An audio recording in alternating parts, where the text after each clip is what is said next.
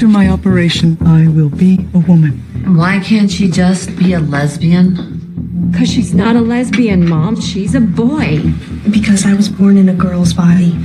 Hace pocos días el empresario y dueño de Twitter, Elon Musk, retuiteó un video documental de Daily Wire, de Matt Walsh y Ben Shapiro, que habían producido, que se llama What's a Woman? ¿Qué es una mujer? Es una pregunta que van a hacerle a varios personajes en la calle, profesores universitarios, pediatras, y muestra a fondo el terror que hay de aceptar la verdad de que el sexo depende de la biología, que ser varón o ser mujer está en cada una de las células del ADN de nuestro cuerpo. Nadie quiere contestar la pregunta. Muestran el miedo que se ha generado de ser llamado transfóbico, de desafiar esa ideología queer, woke, ideología de género que se va enseñando en las escuelas y van aprendiendo los niños. Elon Musk lo recomendó diciendo todos los padres deberían ver esto, porque verdaderamente corrompe a los niños. Hay que saber qué es lo que los niños están recibiendo. Por eso te invitamos a ver esta selección de quizá los mejores momentos. We're talking about gender in society. Let me start with a real basic question. What is a woman?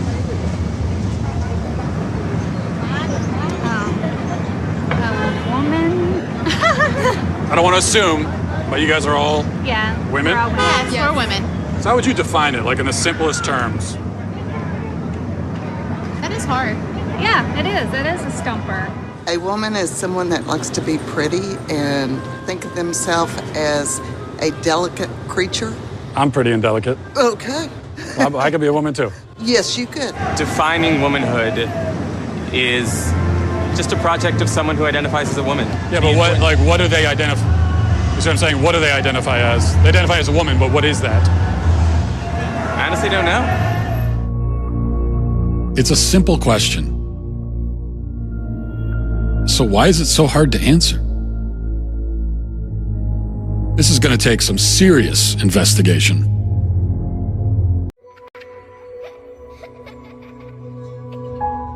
Aren't kids famous for their active imaginations? Should we really let our children define reality? If I say that I feel a certain way, then obviously you can't tell me I don't feel that way. Yeah. But just because I feel that way, does that mean that it's true? I mean, if it's your reality. Yeah, if it's your reality. It's truly like none of my business who you So we all have our own identity. realities? What if I said, I want you to say that it's true that I'm a woman? Would you say that? Okay, you're a woman. I would also say that. If you want. Yeah. I honestly don't care. Like, whatever makes you happy. What's true to you can be false to me. So like, it's like. What if I said that it's true? My truth is that you don't exist. Does that mean you no longer exist? I mean, if that's your truth, sure. I don't, because But you do. Well, I mean, if you're saying that I do, then I do. Well, but even if I said that you don't, you still do, because we're having this conversation. I mean, are we? Especially women, gender and sexuality studies. So what is a woman?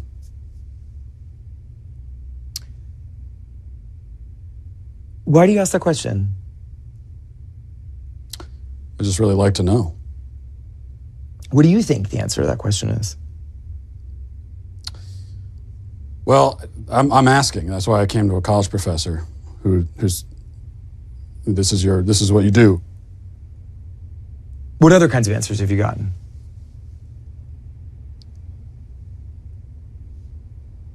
A lot of like this, where you're not answering, and I've gotten a lot of that. So I think it's interesting that you say that some of the people you've interviewed have been reluctant to answer it, and I think that has a lot to do with the questions that preceded it and the way that you've conducted yourself in the interview.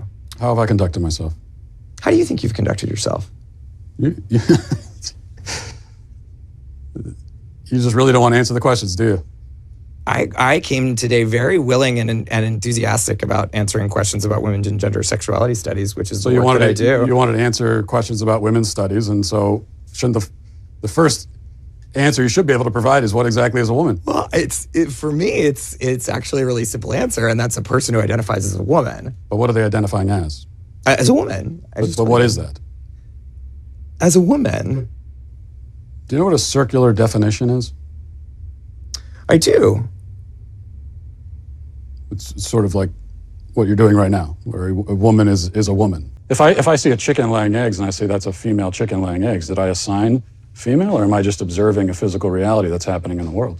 Does a chicken have gender identity? Does a chicken cry? Well, Does a chicken commit suicide? Let's What does that have to do frame with- it, because you're trying A chicken has sex like any biological chicken has organism. an assigned gender, but a chicken doesn't have a gender identity. So we assign female to chickens when they lay eggs? We assume they're female if they lay eggs. Now, I was told that really everyone agrees with the current approach to gender and transitioning kids and all of that. And if you don't agree, that you're a dinosaur and a bigot. So are you a bigoted dinosaur? I'm not bigoted and I am not a dinosaur. I am rooted in reality and in science. Whose reality? There's one reality. The first race that I competed against a transgender athlete was during my freshman year. And once the gun went off, the two transgender athletes took off flying and left all of us girls in the dust. Throughout all 4 years of high school, I was forced to compete against biological males. I only competed against them in the sprinting events, but I raced against these athletes over a dozen times throughout the years, and every single time I lost. Did they inch you out of medals that you would have won otherwise, or trophies you would have They won? beat me out by 20 meters out of medals, and qualifying spots. I missed out on qualifying for New England's. I had to go in the long jump and the 4x200 meter relay, so I was forced on the sidelines in my own event, and if they were not there, I would have been able to qualify. So I missed out on so much throughout my high school career. Did they win all the events or almost all the events? Between the two of them, they won every single event they competed in. How does that feel? It is so frustrating and heartbreaking because we elite female athletes train so hard to shave just fractions of a second off of our time. And going into races knowing that we will never be able to win. Feels like all that work gone to waste? It does. After so many losses, it just gets to the point of, why am I even doing this? Why am I keep training so hard and sacrificing so much just to place third and beyond? Un profesor universitario experto en este tema no puede ni siquiera definir qué es una mujer. Es verdaderamente cerrar los ojos a la verdad. Y mire las consecuencias que tiene también en el deporte, porque obviamente, físicamente, Dios le dio más fuerza al hombre, así como le dio otras cualidades a la mujer, pero son obviamente distintos en las capacidades que tienen. What these people have done to our children. When did that start? When was it decided that we need to start teaching kids about this stuff at such a young age? So I'll answer that with one word: Kinsey. Kinsey was a social reformer. He wanted to rid society of Judeo-Christian values when it came to sexuality. And he worked very hard to do that, and I would say he succeeded. Kinsey would be very happy with our culture today. His idea was that children are sexual from birth, that we're all inherently sexual creatures from cradle to grave. He believed that true happiness is found in a life of perverse sexual experimentation, no matter the age. What came out is that his research was fraudulent. Kinsey based his fraudulent conclusions on data he collected from convicted sex offenders and child molesters. His research was conducted in prisons, not everyday America. He also performed horrific sexual experiments on children, some under the age of 1. But instead of suffering the consequences for his heinous actions, he was and still is celebrated by academia and Hollywood. His ideas form the foundation for sexual education in public schools today. How do we get from this to you can choose your own gender? Okay, well, now we have another very important character, and his name was John Money. John Money was a psychologist and professor at Johns Hopkins University. Gender ideology was his brainchild. In fact, he coined the terms gender identity and gender roles. And according to Money, babies are gender neutral at birth, and ultimately environment determines whether a person is a man or a woman. Money was telling the world about his theory that a boy could be raised as a girl and do just fine, and vice versa.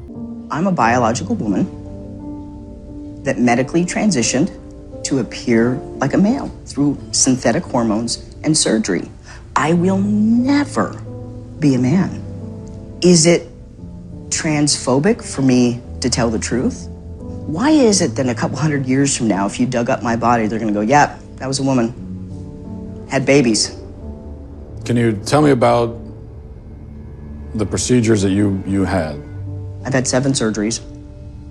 I've had 1 stress heart attack. I've had a helicopter life ride with a pulmonary embolism. I've had 17 rounds of antibiotics. I had 6 inches of hair on the inside of my urethra for 17 months. Nobody would help me, including the doctor that did this to me because I lost my insurance. I get infections every 3 to 4 months. I'm probably not gonna live very long. Was there any real discussion of the risks and the side effects and? No, there's not. And I know that people want to think that there is, but there's not. The truth is that medical transition is experimental. We have studies that said that medical transition helps mental health with kids. They've all been retracted, modified, changed.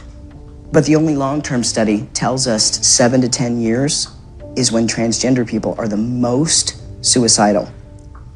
After? After surgery. But that's transphobic to say. Wonderful, because we can put that pause on puberty.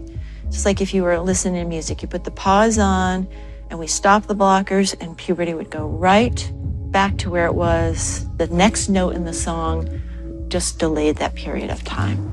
You can just pause puberty. No, you can't. And then pick it up? No, you can't. In the future? No, you can't. How many studies do they have, long-term studies, on hormone blockers with children?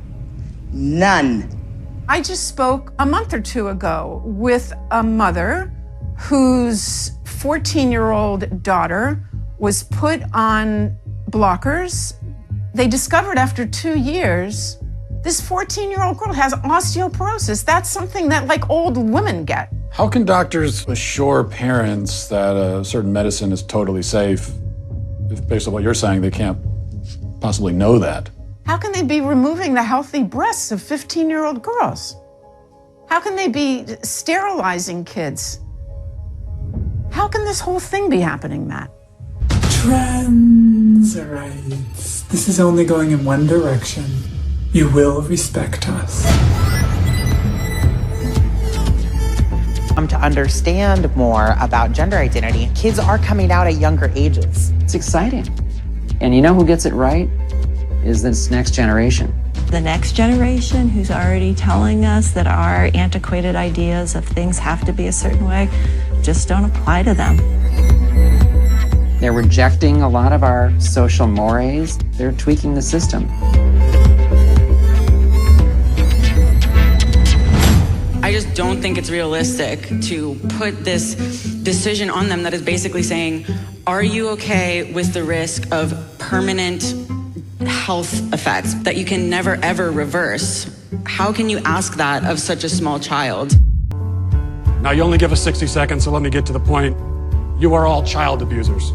You prey upon impressionable children and indoctrinate them into your insane ideological cult, a cult which holds many fanatical views, but none so deranged as the idea that boys are girls and girls are boys. By imposing this vile nonsense on students to the point even of forcing young girls to share locker rooms with boys, you deprive these kids of safety and privacy and something more fundamental too, which is truth. If education is not grounded in truth, then it is worthless. Worse, it is poison. You are poison. You are predators. I can see why you try to stop us from speaking. You know that your ideas are indefensible. You silence the opposing side because you have no argument. You can only hide under your beds like pathetic little gutless cowards hoping we shut up and go away, but we won't. I promise you that. About children and these insane ideas about gender are being foisted on kids, and that bothers me quite a bit. I care about the women who are having their opportunities stolen from them. The question being asked by the trans person is a legitimate one. How can I be happy? The answer being given by having my body transformed to look like the other gender, by having myself pumped full of hormones, clearly isn't working. And we have to find a better and a more humane way of dealing with individuals who are struggling with gender dysphoria. Es cierto que existe una enfermedad psicológica que se llama disforia de género, gente que rechaza su propia identidad sexual, pero es un minimísimo porcentaje de la población. Esto es más una moda, una ideología política impulsada con fines comerciales y verdaderamente de odio a la naturaleza que Dios creó. Los ministerios de los gobiernos de nuestro país están invirtiendo cifras millonarias para promover esta ideología cuando hay necesidad de invertir en salud, en educación, en solucionar la pobreza. Entonces, al menos formemos nuestra cabeza, formemos a nuestros hijos, formemos a la sociedad contra esta ideología, porque el demonio quiere atacar, destruir ese plan de felicidad que Dios hizo para nosotros, nuestra naturaleza y una familia, un hombre, una mujer y sus hijos, su descendencia. Te dejo abajo el link por si quieres ver el video entero. Pasáselo a tus amigos y nos vemos la próxima.